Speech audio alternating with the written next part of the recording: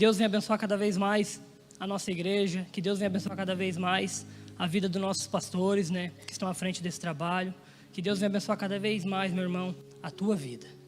Amém? A palavra de Deus nos diz assim: tendo Jesus saído de casa naquele dia, estava sentado junto ao mar, e ajuntou-se muita gente ao pé dele, de sorte que, entrando num barco, se assentou, e toda a multidão estava em pé na praia. E falou-lhe de muitas coisas por parábolas, dizendo: eis que o semeador saiu a semear. E quando semeava, uma parte da semente caiu ao pé do caminho, e vieram as aves e comeram-na. E a outra parte caiu em pedregais, onde não havia terra bastante, e logo nasceu, porque não tinha terra funda. Mas vindo o sol, queimou-se e secou-se, porque não tinha raiz. E a outra caiu entre espinhos, e os espinhos cresceram e a sufocaram-na. E outra caiu em boa terra e deu fruto, 1 a 100, outro a 60 e outro a 30. Quem tem ouvidos para ouvir, que ouça. Glória a Deus, aleluias. Irmãos, essa parábola, né, contada por Jesus e narrada aqui por Mateus, também vai estar narrada no Evangelho de Marcos e no Evangelho de Lucas. Apenas o evangelista João não vai relatar esta parábola. Algumas considerações importantes sobre esta parábola. A primeira que eu quero dizer aqui, irmãos, é que quando Jesus termina de falar, ele diz assim: quem tem ouvidos para ouvir, que ouça.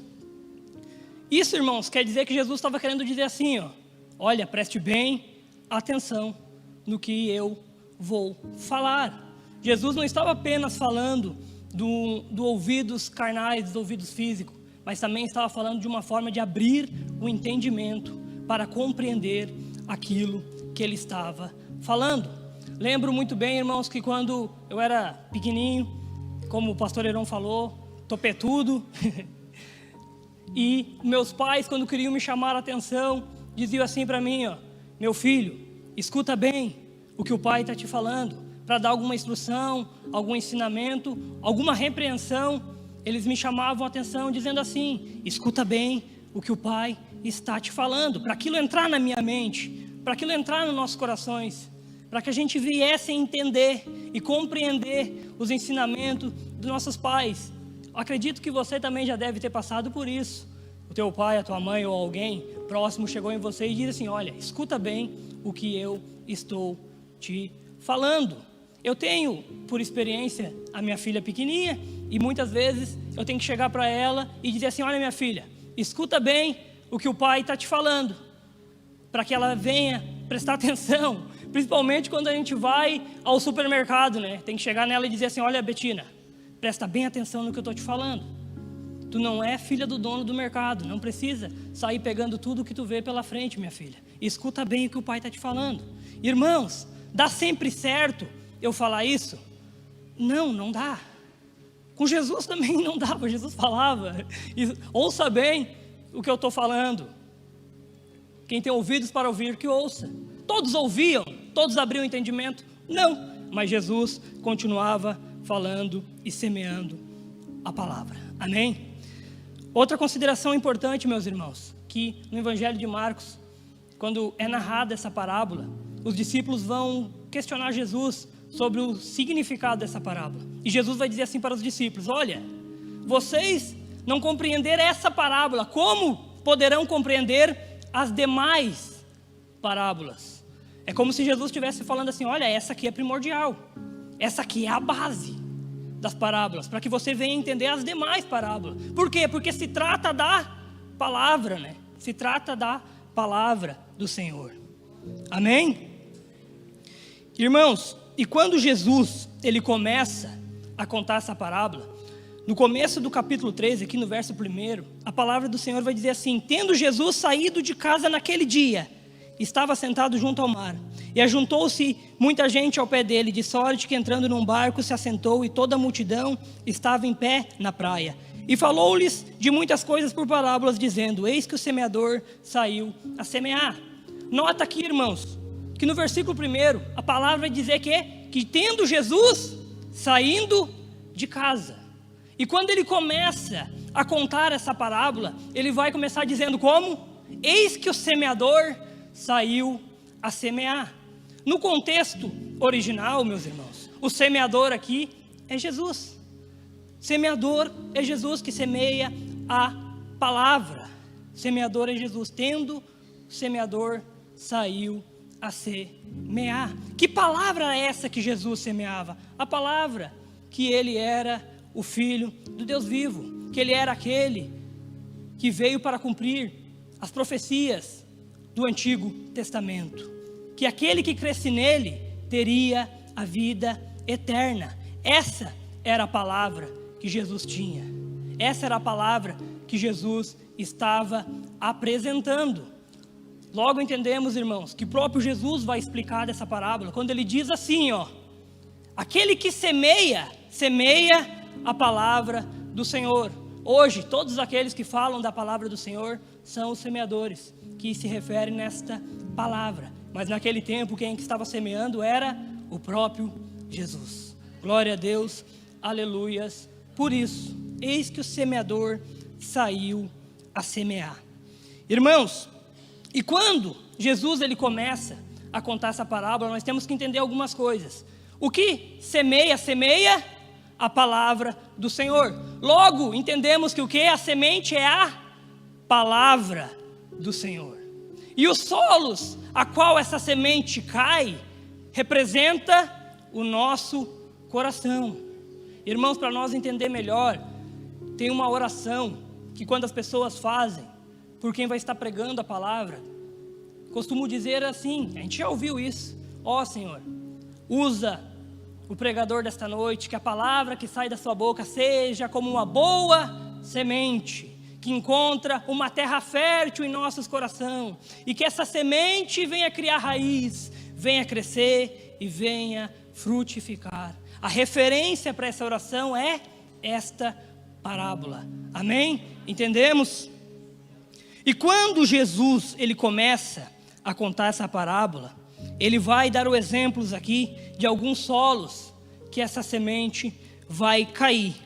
E quando semeava, uma parte da semente caiu ao pé do caminho, e vieram as aves e a comeram-na. E a explicação de Jesus para isso é assim, no versículo 19 do capítulo 13: ouvindo alguém a palavra do reino e não entendendo, vem o maligno e arrebata o que foi semeado no seu coração. Este é o que foi semeado ao pé do caminho. Olha o que Jesus está falando aqui, meus irmãos, que o semeador ele semeia, e a semente vai cair ao pé do caminho, e as aves vêm e vão roubar essa semente. Isso significa aquele que não entende a palavra, vem logo Satanás, o maligno, e arrebata aquela semente. Irmãos, por isso a importância de nós entender e compreender a palavra do Senhor. Não estamos falando aqui de entender de uma forma teológica, é muito bom, é maravilhoso, mas estamos falando aqui de entender o básico da palavra do Senhor. O básico da palavra do Senhor, se comprometer em entender, porque se nós não conseguir entender, o diabo vem e a rouba, porque a gente não consegue entender. Como eu vou me submeter àquilo que eu não entendo? Olha, Tiago 4,7 vai dizer o quê? Submeter a Deus, resistir ao diabo e ele fugirá de vós. Como eu vou me submeter a alguém se eu não entendo o que ele pede por submissão? Como eu vou me submeter se eu não entendo? Se eu não compreendo? Por isso temos que buscar o entendimento da palavra de Deus, para poder se submeter a Deus, para assim resistir ao diabo, e ele não vai poder roubar a semente. E o que ele vai ter que fazer? Ele vai ter que fugir de vós. Salmo 119:11. Olha o que o salmista vai dizer aqui: escondi a tua palavra no meu coração, para eu não pecar contra ti. Escondeu a palavra, guardou a palavra, entendeu a palavra, está escondida aqui no meu coração. Para quê? Para mim não pecar contra o Senhor. Não pecar contra o Senhor é temer ao Senhor, mostra o temor ao Senhor. Aquele que guarda a palavra, que entende a palavra, ele não vai pecar contra o Senhor, ele vai se esforçar ao máximo para mostrar temor ao Senhor, para não pecar contra ti, Senhor. A tua palavra escondi, guardada em meu coração, para não pecar contra ti. Eu só consigo guardar aquilo, guardar na minha cabeça aquilo que eu entendo. Eu guardo para não pecar contra o Senhor. E não pecar contra o Senhor mostra temor. E o temor, meus irmãos, olha como a palavra de Deus ela se completa. E o temor é princípio de sabedoria. Temer ao Senhor é princípio de sabedoria. Aquele que guarda a palavra do Senhor vai temer Ele, e temer Ele vai mostrar princípio de sabedoria. Provérbios 9:10. O temor do Senhor é o princípio da sabedoria, e o conhecimento do santo a prudência. Glória a Deus, aleluia. Olha o que o pregador também vai dizer em Eclesiastes, terminando de escrever os últimos versículos de vários ensinamentos, reflexão.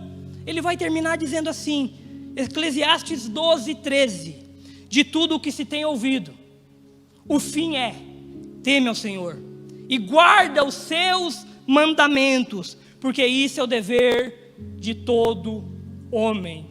Glória a Deus. De vários ensinamentos, de várias reflexões, ele vai terminar dizendo assim, o resumo de tudo isso, sabe o que é? Teme ao Senhor, guarda os seus mandamentos, guarda a palavra. Isso é o dever de todo homem. Glória a Deus, aleluia. Por isso, meus irmãos, temos que dar valor à palavra, para que nós venhamos entender, se dedicar a entender a palavra do Senhor, para que nós possamos guardar ela no nosso coração e o diabo não possa roubar a semente que é a palavra do Senhor. Irmãos, um exemplo é os discípulos.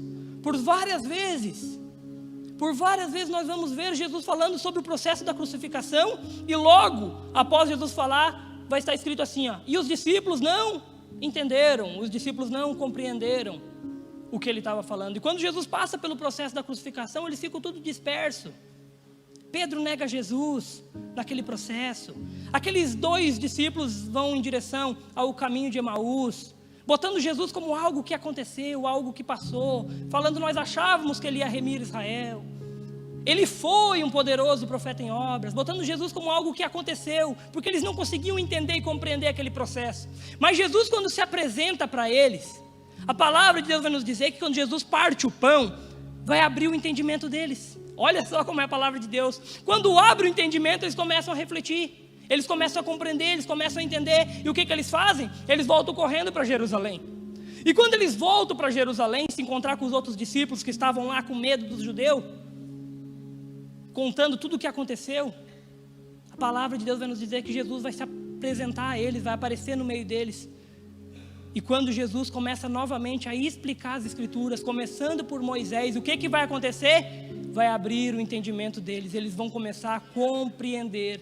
Eles não entendiam, mas agora eles começam a compreender, eles começam a entender. E olha a diferença que quando eles começam a entender, o que acontece com Pedro em Atos 2?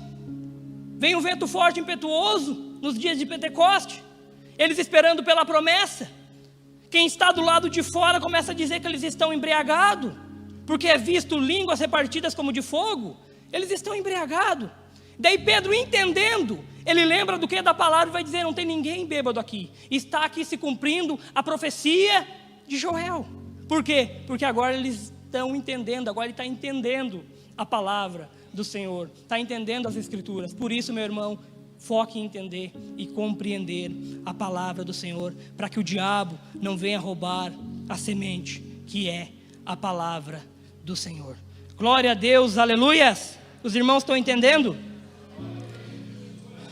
Glória a Deus. No capítulo 5, no versículo 5 do capítulo 13 de Mateus, Jesus vai falar sobre o outro solo. E a outra parte caiu em pedregais, onde não havia terra bastante. E logo nasceu, porque não tinha terra funda. Mas vindo o sol queimou-se e secou-se, porque não tinha raiz. E a explicação de Jesus é a seguinte: porém o que foi semeado em pedregais é o que ouve a palavra e logo, de repente, logo a recebe com alegria, mas não tem raiz em si mesmo. Antes é de pouca duração, e é chegada a angústia e perseguição por causa da palavra, logo se ofende. Em outras evangelhos vai dizer assim, e se escandalizam. Irmãos, a que cai sobre os pedregais. Irmãos, eu vejo claro aqui, nítido, aquela pessoa que ela não consegue entender o verdadeiro evangelho. Ela até acredita em um evangelho, mas que não é o que a palavra fala, o que a Bíblia é pregado. É um evangelho raso, ele não consegue criar raiz. Não criando raiz, quando vem o dia mau, vem a aflição, não tem raiz em si mesmo, não suporta, se ofende, se escandaliza. Por quê? Porque não criou raiz no evangelho genuíno, no verdadeiro evangelho. Naquele evangelho, irmãos, eu acho lindo isso aqui, que o apóstolo Paulo vai dizer em 1 Coríntios 1:22. Eu quero ler com os irmãos. Porque os judeus pedem sinal e os gregos buscam sabedoria. 23. Mas nós pregamos a Cristo crucificado, que é escândalo para os judeus e loucura para os gregos. O que Paulo estava querendo dizer aqui? Os judeus estavam pedindo por sinal. Ele estava pregando o Cristo crucificado.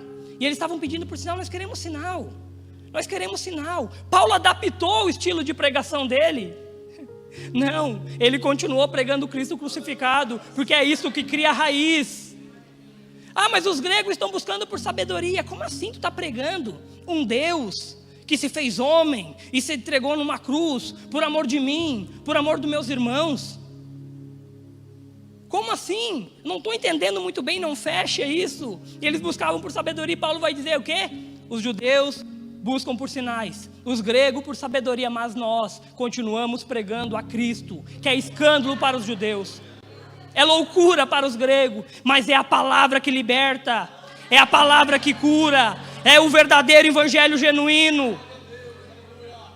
Quando Jesus foi crucificado no meio de outras duas cruzes, ele vai dar o seu último suspiro e vai dizer: está consumado. É esse está consumado de Jesus que faz nós ter acesso à salvação, que faz nós ter acesso à graça do Senhor. Se não fosse esse ato, nós não poderíamos estar aqui. Foi esse ato que nos salvou. Então é esse evangelho que vamos continuar pregando. É o evangelho da cruz. É o evangelho da cruz. Jesus, ele morreu numa cruz como um cordeiro imaculado, mas ele ressuscitou como um leão. E está vivo, e um dia voltará para buscar a sua igreja. Irmãos, é forte essa frase, mas eu vou dizer. Aqui a aflição revela, o dia mau revela aquele que se converteu pela verdadeira pregação da palavra, ou aquele que acreditou em contos de fadas. A aflição vai revelar aquele que acreditou na verdadeira palavra, na pregação do evangelho, aquela que liberta, aquela que cura, aquela que traz vida. É essa pregação, meus irmãos, é essa pregação que faz o crente ficar enraizado, que faz o crente criar raiz, que quando vem o dia mau, vem a aflição, ele tem raiz em si mesmo. Olha o que diz Jeremias 17:7. Bendito o homem, olha, confiar no Senhor. Bendito o homem que confia no Senhor, cuja confiança é o Senhor. Porque será como a árvore plantada junto às águas, que estende as suas raízes para o ribeiro, e não receia quando vem o calor, mas a sua folha fica verde, e no ano de sua sequidão não se fadiga, nem deixa de dar frutos. Aquele que confia plenamente no Senhor, confia plenamente na pregação do evangelho, é aquele que quando vem o dia mau, vem a aflição, a folha dele fica mais verde ainda. Ele não se fadiga e ainda continua dando frutos para a honra e glória do Senhor Jesus. Amém? Santo é o nome do Senhor. Irmãos, o terceiro solo, a qual essa semente vai cair, Jesus vai explicar aqui.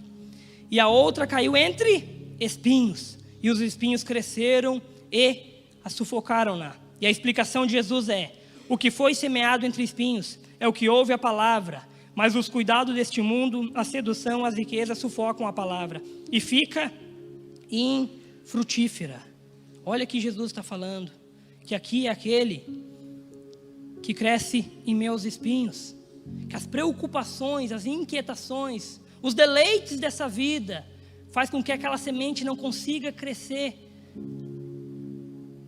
Ela cresce em meus espinhos, cresce sufocada, não consegue dar frutos com perfeição, porque a preocupação está mais nas coisas daqui, nas coisas terrenas.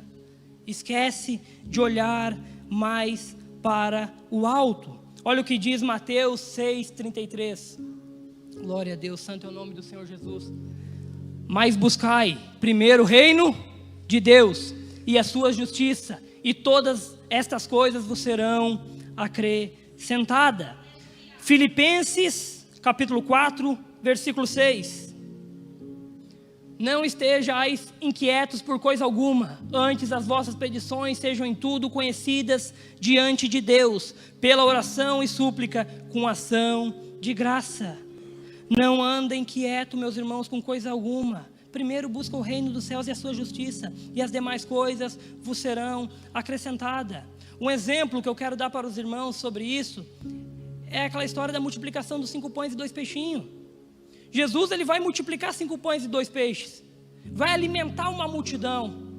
Depois disso, Jesus vai partir para o outro lado do mar da Galileia, e aquela multidão que viu aquele milagre de Jesus vai acompanhar Jesus. Por quê? Porque viu Jesus multiplicar os pães, viu Jesus multiplicar os peixes, estavam à procura de coisas materiais, e vão atrás de Jesus. E quando chegam no outro lado, Jesus, ele nota isso, e Jesus começa um discurso um pouco diferente. Ele começa a dizer assim: eu sou o pão da vida, aquele que vem a mim jamais terá fome, aquele que vem a mim jamais terá sede.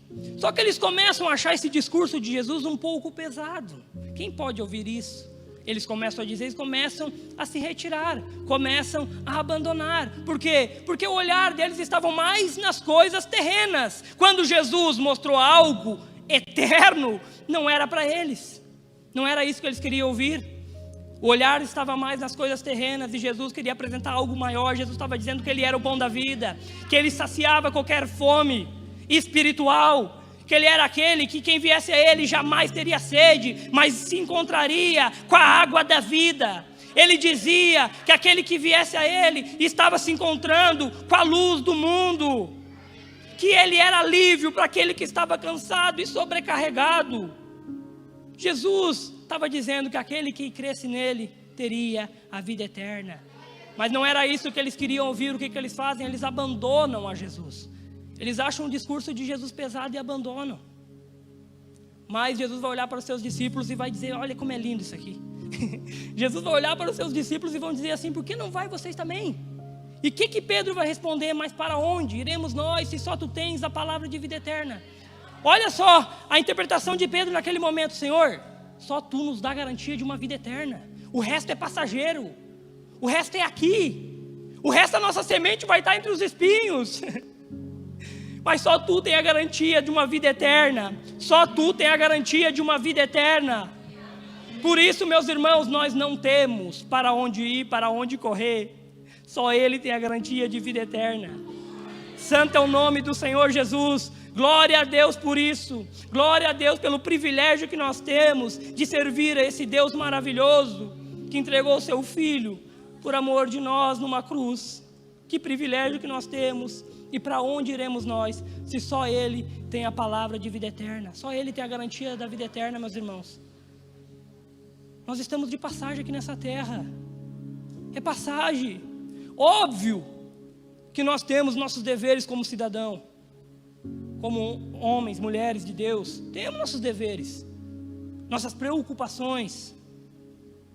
Mas primeiro o reino do céu e a sua justiça. Primeiro o reino do céu e a sua justiça. Eu não vou deixar, eu não vou permitir que os espinhos dessa vida sufocam a semente que é a palavra de Deus e não deixa ela dar frutos, não deixa ela frutificar para a honra e glória do Senhor Jesus.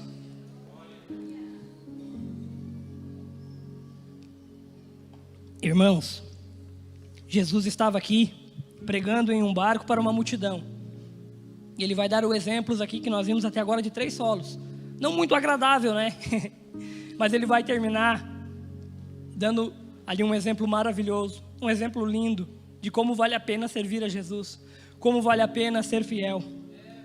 Santo é o nome do Senhor Jesus. Versículo 8: e outra caiu em boa terra, e deu fruto, um a 100, outro a 60, e outro a 30. A explicação de Jesus, no versículo 23, mas o que foi semeado em boa terra, é o que ouve, e compreende a palavra, e dá fruto, e um produz 100, outro 60, e outro 30. Aquele que ouve a palavra e a compreende, é considerado o homem que o seu coração é uma boa terra, que essa semente cai em seu coração e dá frutos, e dá frutos, e frutifica, para a honra e glória do Senhor. É a semente que ouve a palavra do Senhor, compreende, bota em prática, e no tempo certo começa a dar frutos. E os frutos, meus irmãos, é o que glorifica ao nome do Senhor Jesus. Os frutos é que glorifica ao nome do Senhor Jesus. João, capítulo 15, versículo 1 ao 8. Quero ler com os irmãos. João, capítulo 15, versículo 1 ao 8. Olha o que Jesus vai dizer: eu sou a videira verdadeira, e meu Pai é o lavrador. Toda vara em mim que não dá fruto, atira e limpa. Toda aquela que dá fruto, para que dê mais fruto.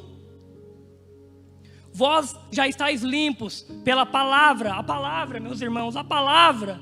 Vós já estáis limpos pela palavra que vos tenho falado. Estais em mim e eu em vós, como a vara de si mesma não pode dar fruto, se não estiver na videira, assim também vós, se não estiverdes em mim. Eu sou a videira, vós as varas. Quem está em mim e eu nele, esse dá muito fruto. Está no Senhor, na palavra do Senhor. O que nós temos como referência para estar no Senhor? É a palavra. Esse dá muito fruto, porque sem mim nada podeis fazer. Se alguém não estiver em mim, será lançado fora como a vara e secará. E os colhem e lançam no fogo e ardem. Se vós estiverdes em mim e as minhas palavras, glória a Deus, se vós estiverdes em mim e as minhas palavras estiveres em vós, pedireis tudo o que quiserdes, será feito. Nisto, olha que lindo isso, nisto é glorificado meu Pai, que deis muito fruto, e assim sereis meus discípulos. E assim sereis meus discípulos, dando muito fruto. Olha o que Jesus está dizendo, que os frutos glorificam a Deus. A evidência que a palavra entrou e encontrou uma boa terra, meus irmãos, é os frutos. A evidência que a palavra entrou e encontrou uma boa terra é os frutos. Jesus também vai dizer que não pode uma árvore boa dar maus frutos, nem uma árvore má dá bons frutos. A evidência é os frutos. E quando damos frutos, o que estamos fazendo? Estamos glorificando ao nome do Senhor através dos frutos. Que frutos são esses? Fruto que a palavra entrou. Quando a palavra entra, tem arrependimento, tem conversão, tem mudança de hábito, tem mudança de caráter. É os frutos, e nisso glorifica o nome do Senhor. Olha que lindo. Olha como nós podemos glorificar o Senhor dando fruto. E o fruto se dá quando a palavra entra e encontra uma boa terra. Quando a palavra entra e encontra uma terra fértil. Nisso nós damos frutos, frutos que glorificam ao nome do Senhor. Glorificam ao nome do Senhor. Imagina o Senhor olhando para nós e vendo assim os frutos. Imagina a alegria do coração. Jesus pensando, como valeu a pena eu ter morrido na cruz. Olha os frutos. Olha os frutos. Olha a evidência que a palavra encontrou um coração fértil. Olha a evidência que não caiu à beira do caminho, que não caiu sobre as pedras, que não caiu entre os espinhos, mas caiu em uma terra fértil.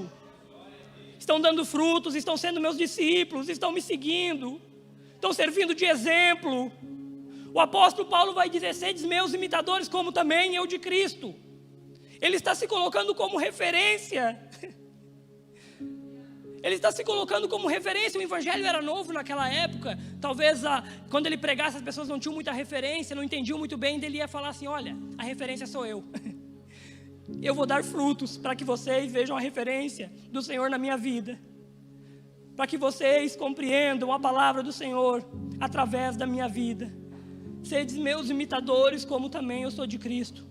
Nisso, meus irmãos, quando damos fruto, nós glorificamos ao nome do Senhor. Amém? Mateus 7, 24. Já estamos encerrando.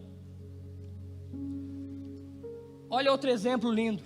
Todo aquele, pois, que escuta estas minhas palavras e as pratica, assemelhá-lo-ei ao homem prudente, que edificou a sua casa sobre a rocha. Ouve que as palavras do Senhor, compreende e vai praticar. E desceu a chuva, e correram rios, e assopraram ventos, e combateram aquela casa, e não caiu, porque estava edificada sobre a rocha. E aquele que ouve estas minhas palavras e não as cumpre, compará-lo-ei ao homem insensato, que edificou a sua casa sobre a areia. E vem o vento e a derruba, meus irmãos.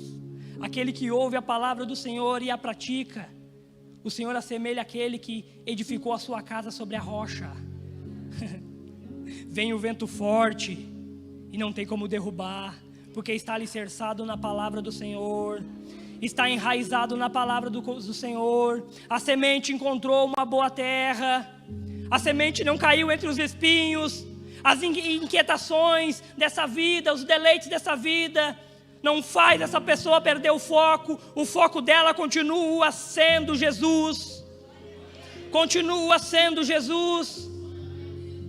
E ela no tempo certo vai dar frutos, e esses frutos vão glorificar ao nome do Senhor Jesus. Se coloque de pé, meus irmãos.